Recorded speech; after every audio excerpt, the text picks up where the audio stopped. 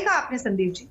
मैं तो याद दिलाना चाहूंगी कि गांधी जी ने क्या रास्ता दिखाया था। गांधी जी ने कहा था कि पंक्ति में खड़ा जो अंतिम व्यक्ति है, जो सबसे गरीब है, सबसे शोषित है, सबसे पिछड़ा व्यक्ति है, हाशिए पर दरकिनार खड़ा है, उसके आंसू पोंछने का लिटमस टेस्ट है एक वेलफेयर स्टेट का, कि उसके चेहरे पर कैसे खुशी आती है, उसके जीवन में कैसे खुशहाली आती है।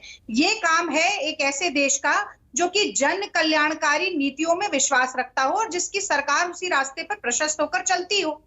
तो आज आप जो बड़ा सवाल पूछ रहे हैं, मुझे लगता है ये बहुत जानना जरूरी है, इसकी तह तक जाना जरूरी है कि अचानक प्रधानमंत्री मोदी जी को रेवड़ी रेवड़ी क्यों चिल्लाना पड़ा, और मोदी जी के चिल्लाते ही कोर्ट को क्यों संज्ञान लेना पड़ा, और इस रेवड़ी के माया जाल में आखिरकार गरीब और अमीर का क्या नफा नुकसान है। तो मैं तो आज ये जानना चाहती हूँ कि जो 1.5 लाख करोड़ का कॉर्पोरेट टैक्स माफ हो जाता है कॉर्पोरेट जगत का, क्या वो रेवड़ी है कि नहीं है। मैं जानना चाहती हूँ कि मोदी जी के मित्रों का जो एक साल में 30 लाख करोड़ की संपत्ति का इजाफा हो जाता है, वो रेवड़ी है, या 84% लोग जिनके घरों की आय कम हो गई, उनको 2 जून का खाना मिल जाता है, वो रेवड़ी है। मैं ये भी जानना चाहती हूँ कि वो 12 लाख करोड़ जिनका जो लोन राइट ऑफ कर दिए गए, क्या वो रेवड़ी है, या कुछ रेवड़ियां जो मोदी जी ने स्वयं ही अपने लिए बचा कर रखी है, उनका क्या होगा।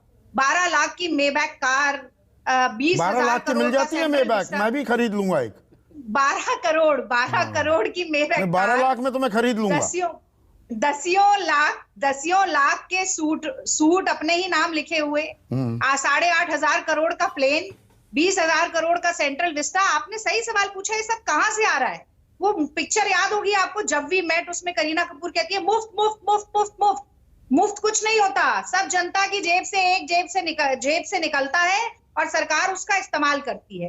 तो ये जानना सबके लिए बहुत जरूरी है कि जनता को भी इतना भोला बना दिया है क्या आपने। देखिए, इस देश पर लगभग 55 साल कांग्रेस ने राज किया, टैक्स तो तब भी लेते थे ना आप। जनता को इतना भोला, इतना मासूम भी बना दिया और इतना निरीह बना दिया कि जो हमारा हक है वो अगर राजनीतिक दल दे दो तो हम पूजा करने लगते हैं, अरे माई बाप ने ये दे दिया। अरे लिया ना हमसे। गरीब से गरीब आदमी भी कोई भी चीज खरीदता, हर चीज पर टैक्स लगता है ना।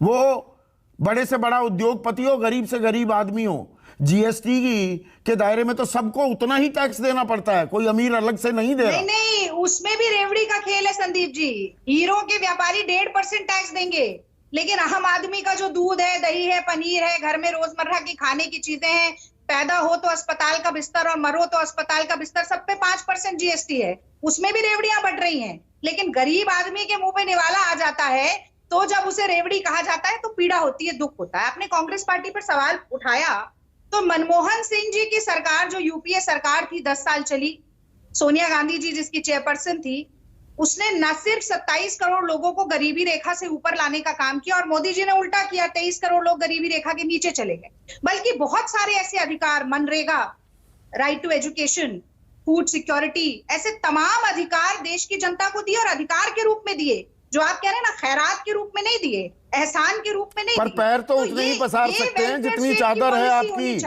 इस तरह चादर को भूल जा रहे हैं क्या हम। ये एक प्रतिस्पर्धा, एक होड़ हो गई है क्या। तुम ये दोगे, लाओ हम ये दे देंगे।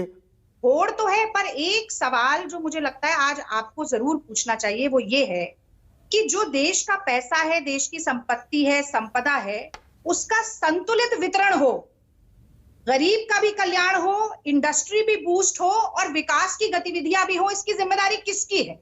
अगर देश की अर्थव्यवस्था चरमराई हुई है, जिसका संज्ञान सुप्रीम कोर्ट ले रहा है, अगर रेवड़ी के संदर्भ में फिस्कल डेफिसिट के साथ बात की जा रही है सुप्रीम कोर्ट द्वारा, तो ये मोदी जी की कुनीतियों के कारण हुआ है। अच्छा, 55 साल आपने राज नहीं किया देश पे। नहीं, सुनिए तो सही, ये तो आज की समस्या है ना। आज की समस्या तो पिछले 8 साल की बात करेंगे, 70 साल के इतिहास का तो जवाब हमने दे दिया। रागिनी देखिए, एक उदाहरण देता हूं, बड़ी सिंपल सी बात है। ये बहुत सारे लोग कहते हैं ना, देखिए ऑटोमोबाइल सेक्टर कितना बम बम कर रहा है इस देश में, कितनी कारें बिक रही हैं, कितनी मोटरसाइकिल बिक रही हैं। उसकी एक बड़ी वजह यह भी है कि इस देश में आज तक पब्लिक ट्रांसपोर्ट बन ही नहीं पाया। दिल्ली जैसी जगह में भी, नोएडा में मैं जहां रहता हूं, वहां से अगर मैं आना चाहूं पब्लिक ट्रांसपोर्ट से तो आ नहीं सकता। 2 घंटे में एक बस आती है, तो आदमी को मजबूरन गाड़ी खरीदनी ही पड़ेगी। तभी एक एक घर में 4-4 गाड़ियां हो गई हैं, क्योंकि सरकार ने दुनिया भर में आप देखोगे, ब्रिटेन में तो वहां के प्रधानमंत्री वहां की ट्यूब लेते हुए, जो वहां की मेट्रो है उसको ट्यूब कहते हैं, उसमें सफर करते दिखाई दे जाएंगे। संदीप जी, आपने दिल्ली का उदाहरण दिया। दिल्ली में जो लेड वाली जो जितनी बसें चलती थी हमारी, उनका पूरा सीएनजी ट्रांसफॉर्मेशन हमारे ही समय में हुआ। मेट्रो के 3 फेज हमारे ही समय में पूरे हुए, लेकिन जितनी सुविधाएं होनी चाहिए वो आज नहीं है। मैं आपसे सहमत हूं। तो सुविधाओं के नाम पर, एक मिनट, अब शरद,